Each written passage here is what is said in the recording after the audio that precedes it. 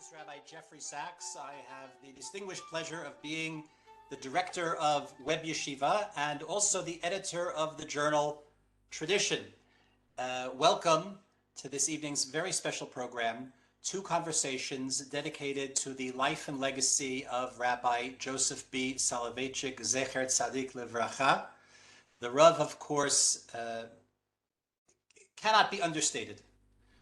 His significance to our religious community, even now coming up on 30 years after his passing, and frankly, nearly 40 years after he was forced to leave the public stage because of illness. Nevertheless, his presence, his teaching, his Torah, his thought and philosophy continues to animate our lives as individuals and as a religious community. Of course, at Tradition, we're very proud of our long connection to publishing the thought of Rabbi Soloveitchik and thought about the thought of Rabbi Soloveitchik. Our journal was, I believe, the pioneer in publishing works in his lifetime, and then certainly the array of works that have been published since his passing, exploring the meaning of his thought. And in our upcoming issue, to be released in about a month's time, we will be marking the 120th anniversary of his birth, which is today. The 12th of Adar is Rabbi Soloveitchik's birthday, and bis 120, he is still going strong as a force on the Jewish scene. And of course, the upcoming 30th Yahrzeit to mark his passing. And that special issue, an extra large issue of Tradition, will contain very many articles by both veteran scholars of the Rav, students of the Rav, as well as the younger generation, the Dor Asher Lo Yada et Yosef Dov Soloveitchik, but for whom his teaching is still very alive and very present. In an hour's time, just about an hour, I will be back here with a very special guest, Dr. Tova Lichtenstein, the daughter of Rabbi Soloveitchik. And at that moment, we will of course make mention of the fact that she just got up from Shiva this morning for her sister, Dr. Atara Twersky. More about that later. But now I'm very pleased to introduce Rabbi Chaim Brovender, who of course many of you know as the founding Rosh Yeshiva and pioneering educator here in Jerusalem and in Israel. He is, of course, the Rosh Yeshiva of the Web Yeshiva. And lower down on his CV, but for tonight, perhaps most significant, in 1965, in our Journal of Jewish Thought, a young Chaim Brovender served as the associate managing editor. And it was his job to get Rabbi Soloveitchik to finally deliver on the long promise he had made to submit an article to Tradition. That article, of course, became The Lonely Man of Faith.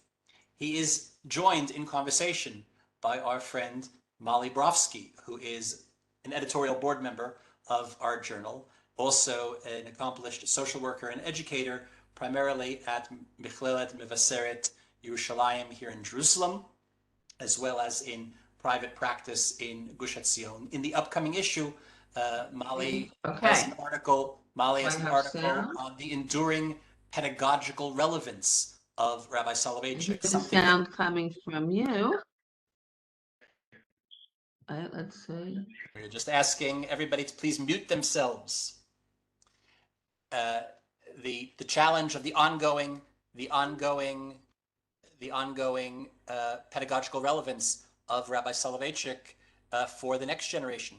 How do we teach his thought to people that are youngsters that are even further removed and are frankly wrestling with generational questions that would have been likely quite unimaginable to Rabbi Soloveitchik. And that's something that we're also looking forward to reading in the new issue. I will now turn over the conversation to Molly Brofsky and Rabbi Chaim Brovender to talk about what it means to be a student of the Rav across the generations, to be a Talmid and to be Talmidei of Rabbi Soloveitchik now 120 years after his birth, 30 years after his passing. After they're done, there'll be a short break, and then we'll come back at the top of the hour with Dr. Tova Lichtenstein. Mrs. Brofsky and Rabbi Brovender, bevakasha.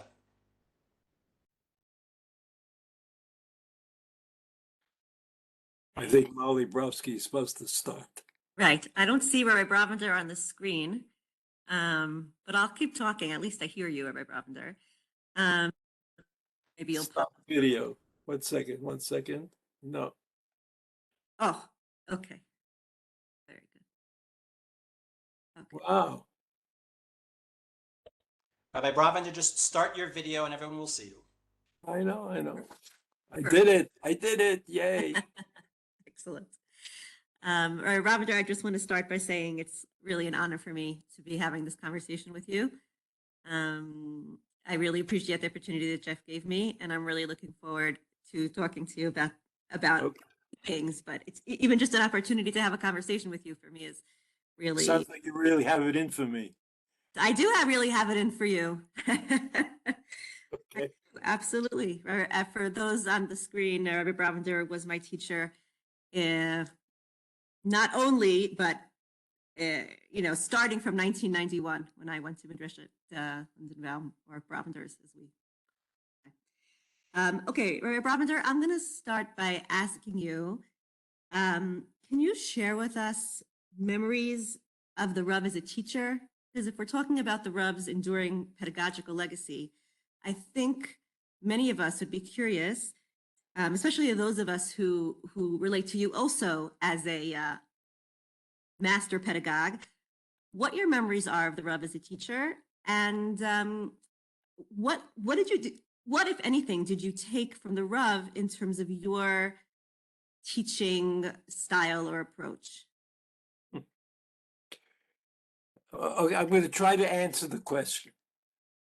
But I want you to understand that I have a tendency to romanticize things, to make them seem what they might not have been. And it might be me talking, not so much. So I don't know what to do about that.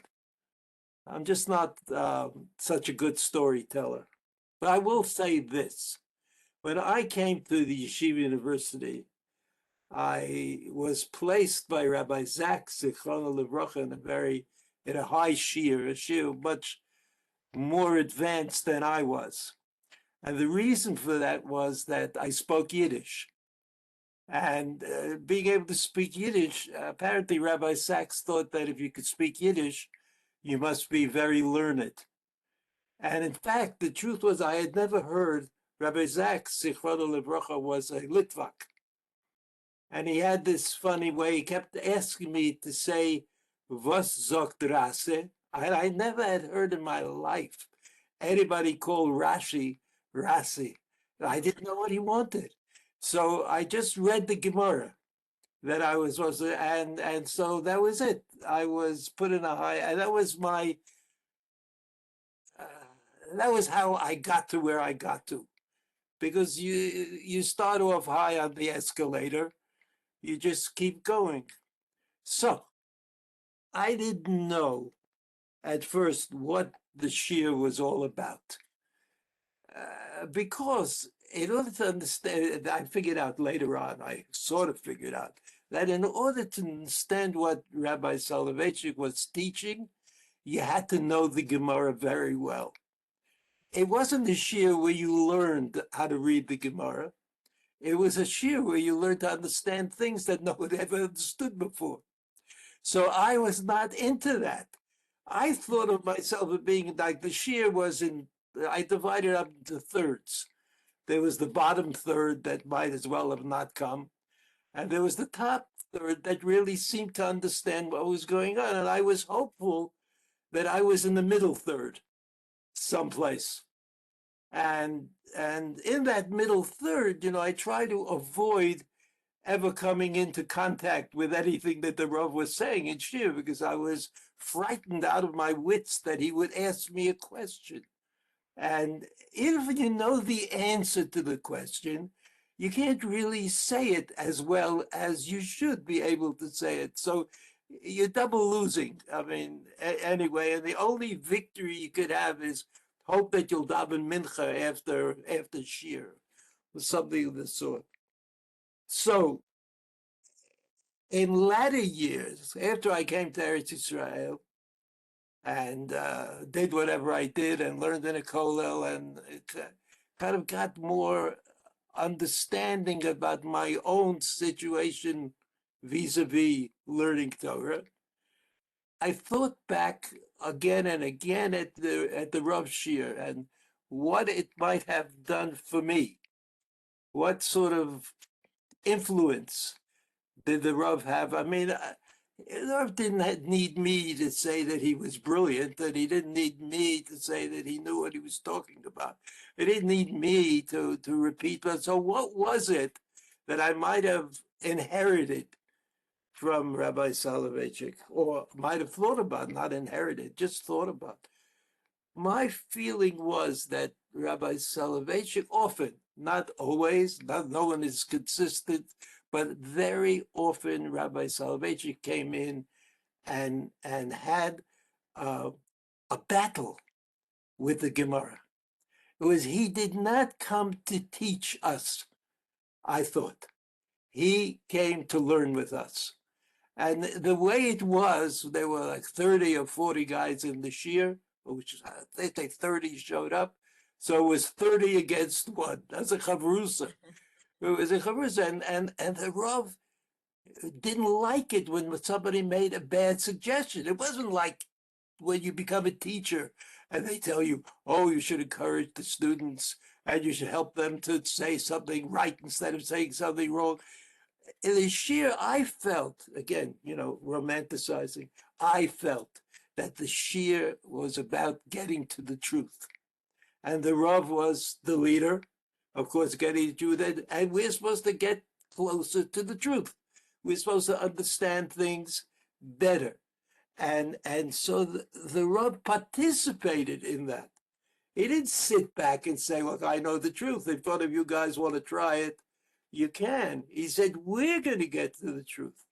We're going to somehow figure out what this machlokas means. And that, I didn't realize it at the time, naturally, because, you have to be really clever to realize things when they happen. But so I didn't realize this, but in fact, over time, I thought that this is really a remarkable idea, that teaching is not about, it's not like car mechanics, where you have certain things, they do the same thing all the time, and you could learn how to work with them. It was a search for some idea which could have a real influence on your life, on what you're doing, but I didn't get it at the time. It took me time. So I think that when I teach, I like to imagine that I could do that in some way or other, and that I don't have to come to a class that I teach or a chavrusa that I learn with, sort of having it all figured out and pushing my figured it out down on somebody else. But if there is a notion of Talmud Torah, which is a mitzvah, somehow it's supposed to be enhancing. It's supposed to do something to my life. It's supposed to, so it's not the text that gives you the answer. It's the text that creates the parameters for the question. And I think that, I hope that I tried in some way to give that impression.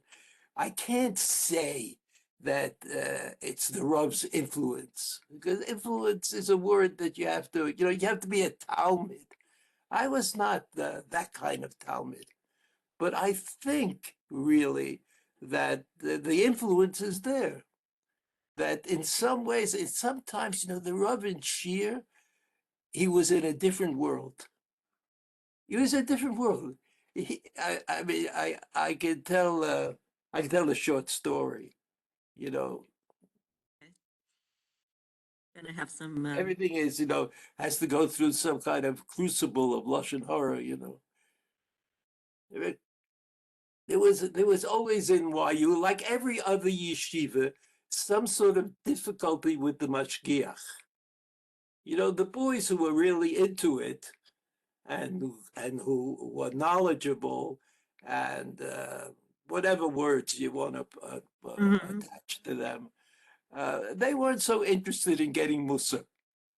That was not their thing. So there was a law promulgated for a short time that when the mashgiach came, and the mashgiach was a very outstanding person, apparently very highly regarded in the world of other yeshivas.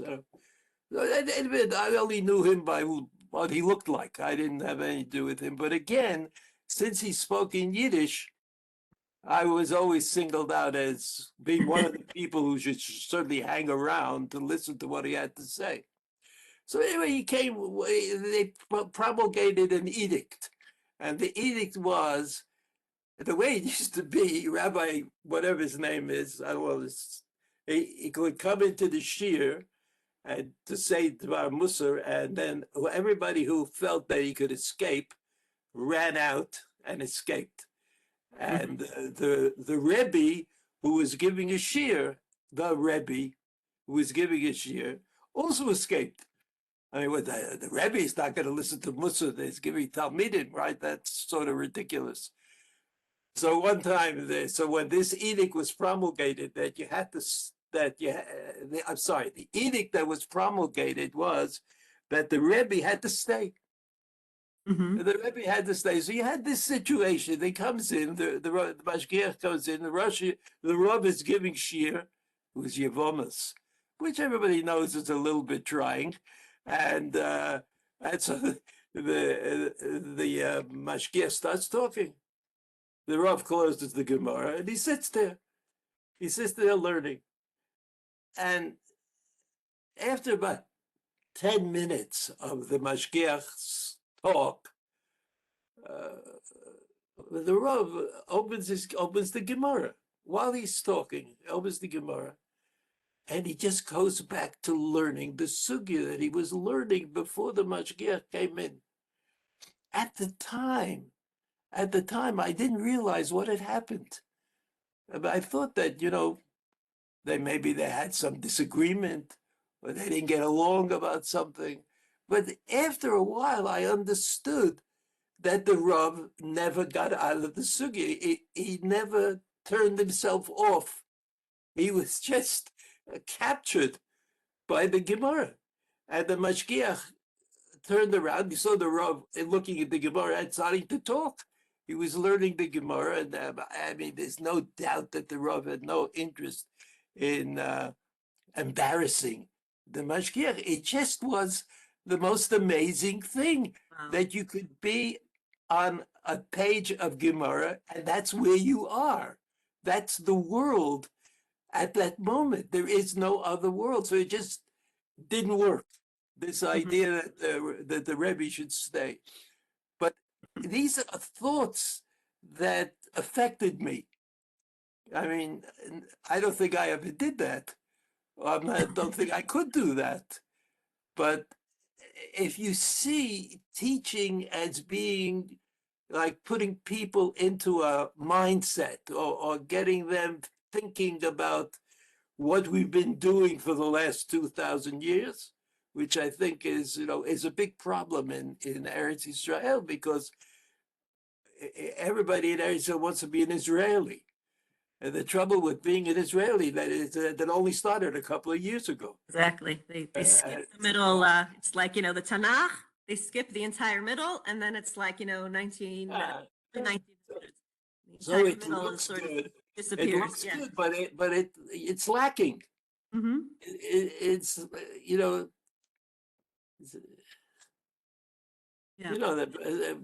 I know there are high school kids who are angry at Rabbi Cook for wearing those kind of clothes. Mm-hmm. Doesn't he have clothes? Doesn't he have, so it's a problem. It's a problem. Like you want to teach somebody how to read the Gemara. Okay, that's good. You want to teach somebody how to think about the Gemara. That's also good. But how do you teach them to be in the Gemara? How do you teach them to be part of a chain of thoughts that amount to something?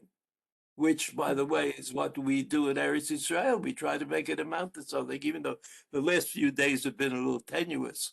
But hopefully we'll get through it. Yeah. Okay, I did it. I tried. That was first of all, I have a whole bunch of comments that I kind of, wrote down for myself. The first is that I'm suspecting that you're a little too unassuming about yourself in the Rav's shir, but that, we'll leave to whatever. Not at all. No humility in me. Okay. I had a lot of thoughts. First of all, I find it fascinating the way you're describing teaching. First of all, it sounds like the experience in the Rav's shir may have been a different experience than when the Rav would speak publicly. Do you know what I'm saying? Like if he was speaking the very famous tshuva lectures and etc., where the Rav could be crystal clear, and it wasn't a chavrusa, it was the Rav giving over his thought. Although what I seem to understand from people describing it is that it was no less of a kind of experiential, transformative environment that was created. But I really found it fascinating that in shir, what the Rav was doing, at least what you're describing, is really engaging with the Talmidim in this kind of, as two things you said struck me very deeply: the battle for the truth, and the truth really matters, right? And it's not just a battle for the truth; it's a battle for the truth that's going to change our lives and dictate to us how to live. And it also reminded me of, like your description of how the Rav learned, how he learned Bichlal and how he learned in shir. There are all those passages that I think so many of almost anybody who opens the Rav, because they're relatively, beautiful and easy passages, comes across somewhere that, where the Rav talks about how he would sit and learn, and he felt that that Rashi was there and the Tosfos were there, and he says very clearly that he says that this was not he says he says this in Vikashtim. It wasn't a childhood fantasy. It started in my childhood and it continued. It was a real experience of the Masorah, and that's what it sounds like you're describing, and it's beautiful to hear that. Like again, it's the way Rabbi Sachs was saying at the beginning, right? That like they're the Talmidim, and then there are the ones who didn't have that experience but have to kind of come after. It's really inspiring for those of us who just know the Rav from his writings to get this picture filled and to see that the way that he lived, how it parallels the things that he expresses in his work. So I find that very moving. And I also, I like that idea that, because I do think, Brovender, that that's how you teach as well. That when you're teaching a shir, you're inviting your students to overhear a conversation that you're having with the text, that you're having with the Masorah. And I love that idea that the goal of doing that is I guess, I don't know if you're doing it on purpose to engage the student or if that's just a side effect, but it's to impress the student with the idea that you're really striving for some type of transformative truth. So that I find really fascinating. Now, if you want, you could say something more about that, or if not, I want to ask you another question that I think is on. I don't even know if it's so much on my mind. It was on Jeff's mind. Let me ask, and then you can decide where you want to go. So Jeff mentioned that, we all know that the Rav gave the first Gemara shir to women at Stern. And I think we all also know that very many people think of you as one of the, first, I don't know, trailblazers of teaching Torah Shel Baal Peh to women. So I'm just, meaning, my suspicion, and you can tell me whether you think I'm right when it comes to you, think about when it comes to the Rav. Okay. My suspicion, and tell me if I'm totally wrong. So we have the sound. Wait a second. Sound. Who's in charge? Sure. Ezra, are you there? Yeah, the sound's coming in and out. Oh, there, yeah. Okay, go ahead. Okay, so my suspicion is that, you can tell me what you think, but for the Rav and maybe possibly for you, the impetus for doing that was, let's say, primarily compelled by like just the idea of Torah and Torah being accessible to everybody, right? More than, oh, I want to do this like trailblazing new thing. It was just more of like an obvious like step that had to do with, I actually remember, Brovender, your shir about women in Talmud Torah, and I remember what you said. You said if Talmud Torah is your connection to HaKadosh Baruch Hu, then obviously every human being should be learning Torah, right? Torah Shebaal Peh. So I'm just curious, how do you think, like, how do you conceptualize? I don't know. Wait a minute, which is the question? I don't know. The question is, I guess, what do you think that there are any lines of similarity between the Rav's trailblazing on this issue and your trailblazing on this issue? Do you have thoughts about, like how come it sort of happened that that these things that that the Rav became the leader on this? I'm just curious about, just if you have any thoughts on this. And I'm going to be very open. Okay, I'm going to do it. Good. Thank you. Listen, first of all, I have to say this. Anybody who thinks that there's any comparison between what I did and what the Rav did is totally mistaken and misunderstanding. There's nothing to compare. Look, Rabbi Soloveitchik came from a world that had made many decisions about how to learn and what to learn and who should learn and all of that. And when he did what he did, he was grappling with a world. He wasn't just sitting in Stern College. He became a footnote forever, right? And he knew what he was doing, and he knew why he was doing it. He did it in his family. He did it as etc. And he did something very important nationally.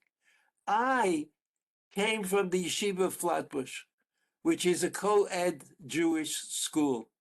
To me, it was unthinkable. I never thought of this idea that women couldn't learn Torah. I mean, it never occurred to me. It's only after I came to Eretz Yisrael, or even in YU a little bit, always these radical right-wing positions in the oddest places. So to me, in Flatbush, the deal was this: when you were a senior, junior, or senior in high school in Flatbush, you could learn either Gemara 5 periods a week, or choose to learn Gemara 9 periods a week. So if you chose, the Frum types, it all went to nine hours a week, including me. And in my year, there was one girl who opted for that group. And I had to admit that she was the best. She outdid us, who have thought very highly of ourselves, naturally. Flatbush, that type of school, where for some reason you think that if you go there, there's something special about you. So I was happy to go to YU and get that knocked out of me. But You said the better learners also didn't think they necessarily needed most. So, but I say there's no, because when I came to Eretz Yisrael and somebody said girls, women, Torah, to me it made sense.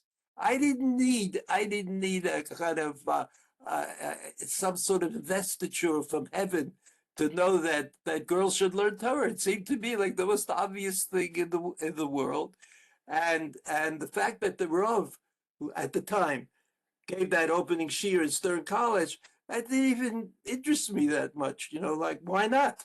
I mean, if he has time for that, that's his business.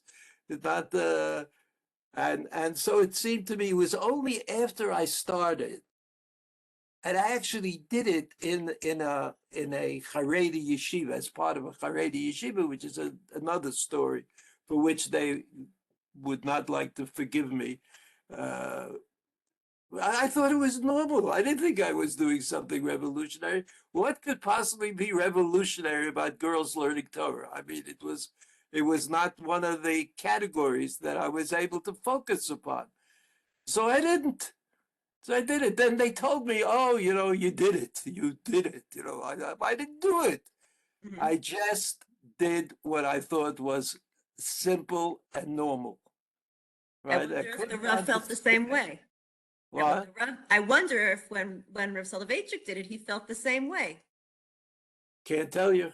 I can't tell you. Like I say, I think Rabbi Soloveitchik changed the course of Mhm. things. By doing Right? it. It was a big thing. It was a Mhm. big thing that year. Yeah. I don't know whether it was a big thing for content, but it was a big thing for the idea of it. Mhm. That Yeah. that I You had wouldn't have nothing been to do. naive about that. I'm just saying I had the nothing to do with that, but ideology. a lot of people take the credit for being the leaders of the revolution for women's learning. I said, take it and divide it up amongst yourself. Everybody get a little bit. I generally like to teach women because they are less hampered by ideas that they have inherited from rebellion. So they can sometimes be more interesting. But I like teaching. I like teaching, so I do my best. So thank you. I'm finished. I'm finished with that. Okay. So I'd like to take you back to some of the other things that you said in the beginning, because I think they really are so important, which is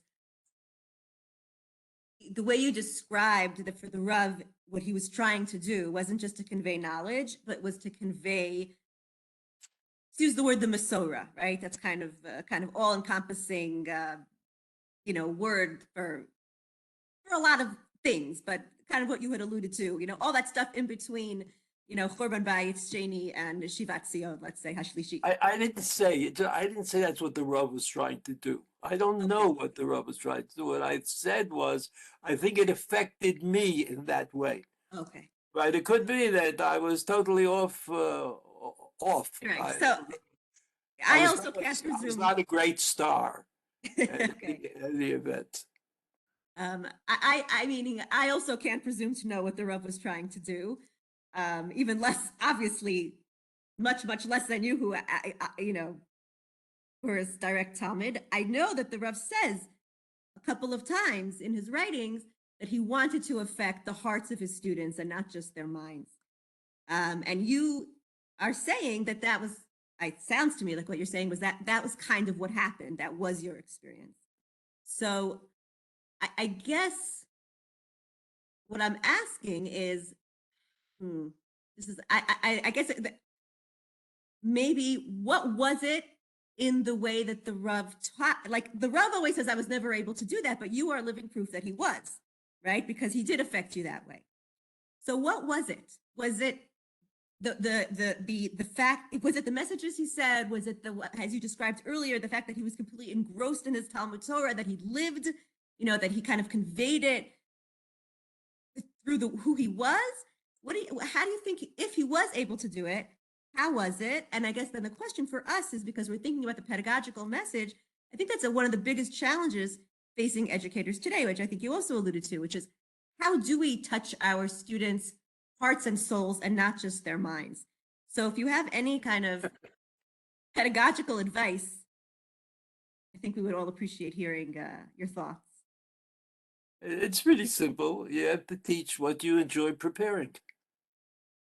Don't teach anything you don't like, unless you're willing to be honest about it and tell the students why you don't like it. That's what I think. That's what I think you should do. That's what I think you should do, and you have to work on communication always, because people misunderstand things.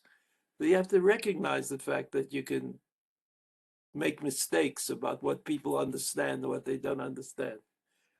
But how did the Rav do it? I'll tell you another story. Well, the last year I was in yeshiva, we learned Yevomis. It's a Masechet, which is well known for tiring out the learners, because like a lot of repetition of cases and other cases, and 2 wives and 3 nephews and 4, it's like sort of wearying. So the announced Masechet for the year, I don't know what it was. I don't remember what it was. Let's say it's Kedushin. The Rav would come in on the first day, and somebody would get him a Gemara, a Gemara. So we were supposed to learn Bava Kama. Again, I don't know if that's correct. We were supposed to learn Bava Kama, and then instead somebody put Yavamas on the table, on his desk. He opens it up. He says, it's the wrong Gemara. So there was a clack in the group that said, no, we want to learn Yavamas. We never learned Yavamas, that kind of thing. So the Rav said to us, he said, okay, we can learn Yavamas, but I haven't learned Yavamas in many years. So I always thought, like, what's the difference? Many years, not many years, he must have it under control. He says, no, I'm not sure. But anyway, we started learning Yavamas. And we learned, and we learned, and we learned, and we got to Daf Ches. Remember the Rav said, oh, now, I'm not quoting him. I don't remember what the words were. He says, now I see we made a mistake. And they started over again from that base. Wow. I thought that was absolutely remarkable. I've never tried that. Because I'm afraid no one will show up for the next year. But I thought it was amazing. It was amazing because it always sounded like he absolutely had it under control. So it's something that and we sort of knew it because, there are some Svarim with Brisker Shiurim on Yavamas, Imre Moshe.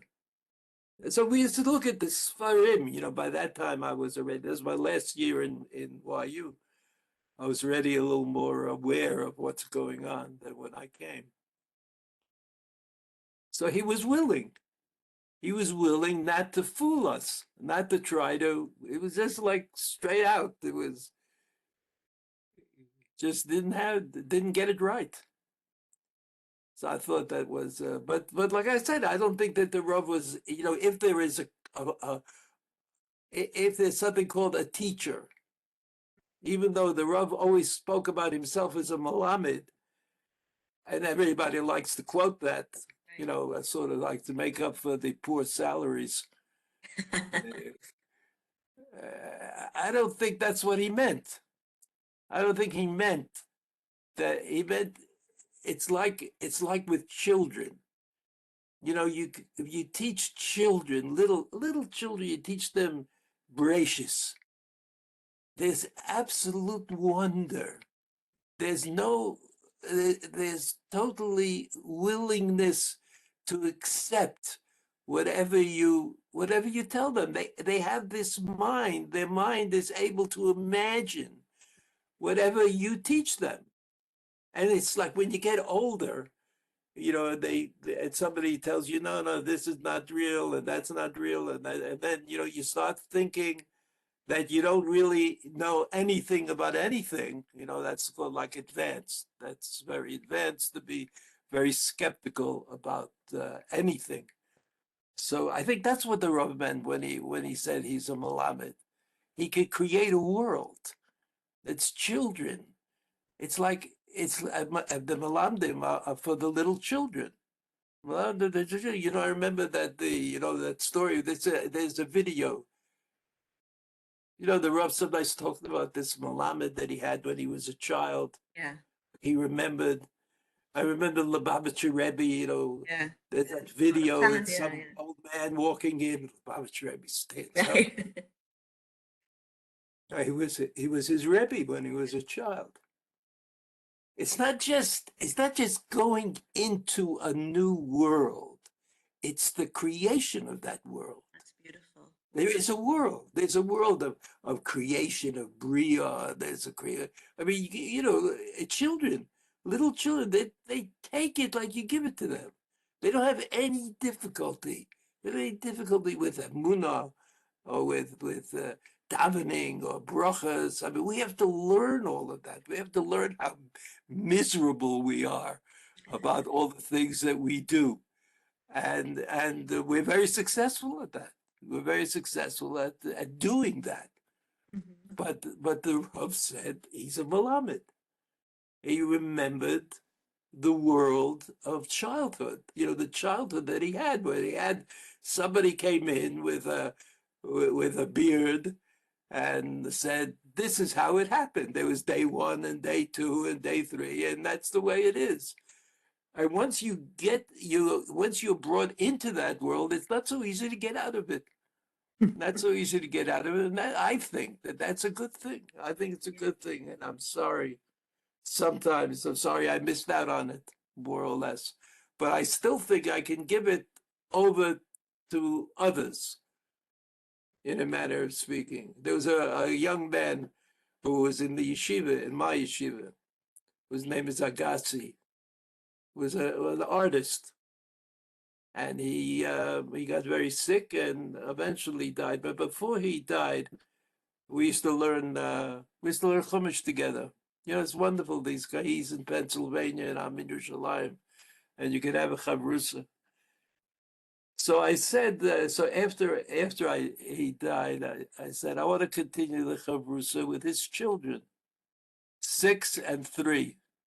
It's absolutely wonderful for me. I don't think it's so good for them, but because I have a daughter who teaches kindergarten who's really good at it, and I can't do that, but I can be there. I can ask them a question. I can be happy if they answer it. They all answer it. The 2 girls answer my question. It's wonderful. I'm guessing they enjoy it. With them, like I'm with them. What? I didn't hear. No, I'm saying I'm guessing they're enjoying it if they're answering you. But I don't know. Maybe the mother beats them. maybe she's hitting them.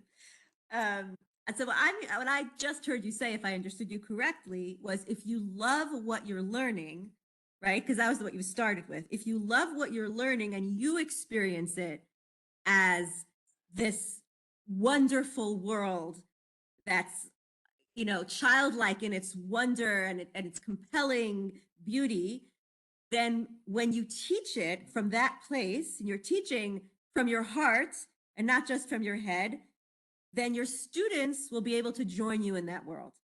That's how I'm hearing what you're saying, and it's fascinating to think of the Rav doing that, but it sounds, right. It sounds, also we have all these stories. When the Rav talks about a Malamed, he talks about an old child, an old teacher, and a young child, and he describes exactly what you're describing. How with the children, they can go through the experiences of the Tanakh. They can, sing with David and cry with Yosef and etc. So, I think it's actually great advice for us as educators, because, we all struggle with how do we convey the emotional part. And as you said, it's very easy to be wise and skeptical. It's not so easy to be childlike and convey that emotion. But I think that on the other hand, if we can learn how, it's not that hard. We just have to plug into our own, as you said, teach what you love, teach what you're connected to, teach what you have that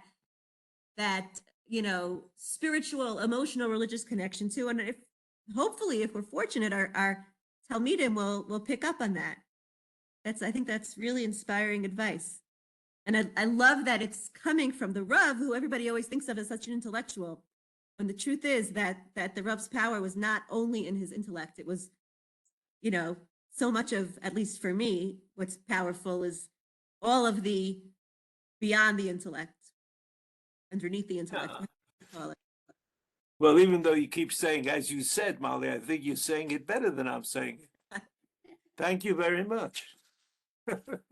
But everybody has this challenge, right? There's the reality our reality, which has to be dealt with, and our thoughts, which we have to find place for. And certainly the Rav on his level, a level that's far beyond my comprehension, had to do that all the time. I mean, unlike most people, he was probably Ketchepet all the time. You know what Ketchepet is? Rabbi, Crazy. could I just ask you a question? Exactly. Can you just answer a question? Is it Sunday, Rabbi? And so somehow you think, well, I really would like to do those questions, give those questions to somebody else, Uh, on the other hand, everybody knows that if a great person relates to a simple person, sometimes that simple person has value way beyond what you could imagine. So all these things, this is like the obvious challenge in life.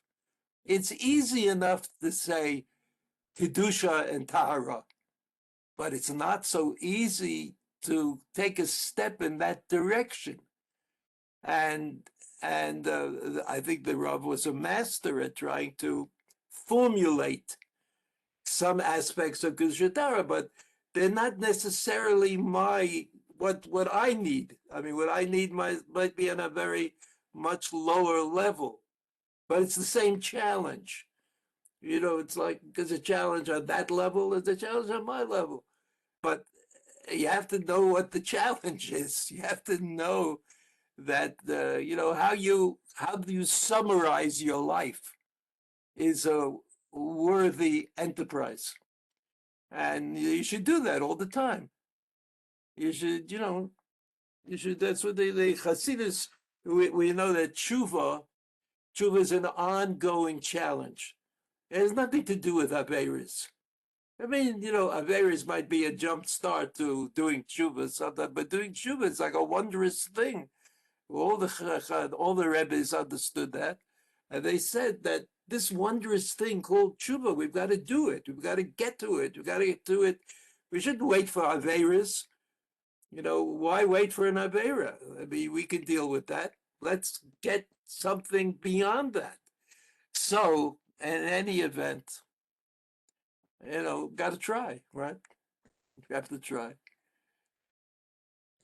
Sounds like what you're saying is the Rav was the master model of that. That's I don't know. I mean, do I know every your experience who was. tried to know? In my experience, he was very powerful. Yeah, very powerful. Even when he spoke, even when the Rav, had this. Besides being that's why I say the Rav was not a great teacher.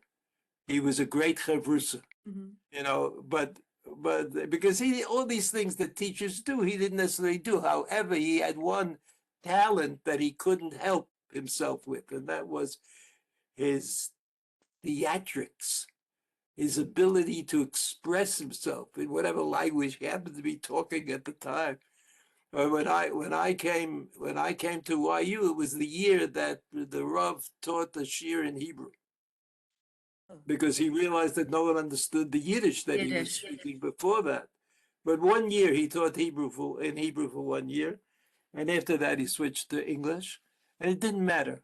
It was great in every language, and when he spoke formally, he usually wrote it out. I think it was more or less written out. But his ability, his histrionic ability, was really something. He was the best, the best. You talk about like a baseball player. He was really the best at captivating an audience. I always said the thing about the Rav and these Yortzeit drushes was that the people who didn't understand a word he said loved it. It was just amazing. It was amazing. No one that I knew of could do that. You didn't have to know Gemara. I mean, they gave a shir on the Yortzeit drushes. It didn't matter. They loved it. They knew that they were involved in an experience which they couldn't get anyplace else. That was it. All the people who came to Lambert Auditorium and then to the Beit Midrash outside with the television cameras. You couldn't keep them away. Couldn't keep them away. Yeah, We so have time? Should we I go think for we have another to end. question? Yeah, Jeff. Hmm? I think I didn't hear what you Listen, said. I'm saying I think Jeff is gonna point to the clock. But We have another couple of minutes. I'm used Molly, to if this. there's any last things you wanted the to wrap up people. with. Well, what? Hmm? There's What another did few Rabbi minutes say? if you want to, if you have another question or two. If maybe there's, there were Oh. a number of comments in the chat comparing other anecdotes. Some are more well known than others. Molly, if there's another question you want to pitch, or if Rabbi Brovender, there's something you want to inquire from Molly, we have time for that. Oh no, don't put it on me. Molly, why don't you tell us? Why don't you give us a little preview of the article that'll be appearing in Tradition, where you write about Rabbi Soloveitchik's enduring pedagogic legacy? Okay. Well, first, I will say to Rabbi Brovender that the last thing he just said about the uniqueness of the Rav, right? So then, if we're talking about his pedagogic legacy and what we can take from that, so that can be fundamentally disheartening because we are not, we are never going to have that gift, that pedagogical gift of oration that the Rav had. But I still take away from this whole conversation that Rabbi Brovender is really saying is that beyond the gifts that the Rav was, granted from God, the oratory gifts, he was actually just plugging into his own, I don't know what you want to call it, his beliefs, his Torah, his connection to Torah. And that I think we can all try to do, which kind of, my article is about this question, which we didn't get to really, Rabbi Brovender, which is like, which messages of the Ravs are important today? Are the students of today able to relate to the Rav's thinking and to the Rav's thought? So that's kind of what I wrote about. Obviously, I think there's some things that are obvious. I talked about complexity being so important. I talk about this idea that Torah values are fundamental, and as like the pillar as being important. A few other things. That's what I touch on. But if Jeff gives us one more minute, Ravender, I'd be happy to hear Yes. what you think. Which messages of the Ravs maybe are, you can answer however you want, harder to relate, harder to convey, or most important to convey, or maybe most important to convey because they're hardest to convey. I'd be curious, I don't know if you can answer that, in the last minute and a half, but that's a question I would be interested in hearing your thoughts about. I don't know what impressed me, having learned a little bit more about the senior, the Rav never rejected the things that he learned in non-Torah venues. He, quite the contrary, he promoted them. He promoted them even though learning philosophy might not be what everybody is going to do, but the idea that the world has achieved many things, and being part of that achievement, I think the Rav found as being positive. Although, again, this is not the result of a conversation that I had with Rabbi Soloveitchik, because I didn't. But this is like the impression I have somehow, and it seems to me that that's important. It's important, like what are you going to do? Are you going to reject the world and try to hide out in a monastery? Which is a solution. I mean, it is a way of doing it. Or will you miss out by doing that? And maybe you don't want to miss out. Or maybe that somehow the world will end up with different parties. The party of the people who don't want to know, and the people of the party who do want to know. And they'll have to come to some sort of agreement between themselves because they need each other. That's the way I look at Israel. I mean, it may be, again, romantic and a little childish, but it seems to me that that's what we're going through. That's what's happening. The different parties, of Torah, who connect themselves to Torah, are able in many areas to get along, and I think that will just be enhanced. Well, I'm not sure that anybody will win. I think we have It's to. also I think it's the way I have sort of been in my life. Not always appreciate it, but that's the way I think I should do it. Um, I mean, I don't think everybody should do it that way. I don't know what everybody should do.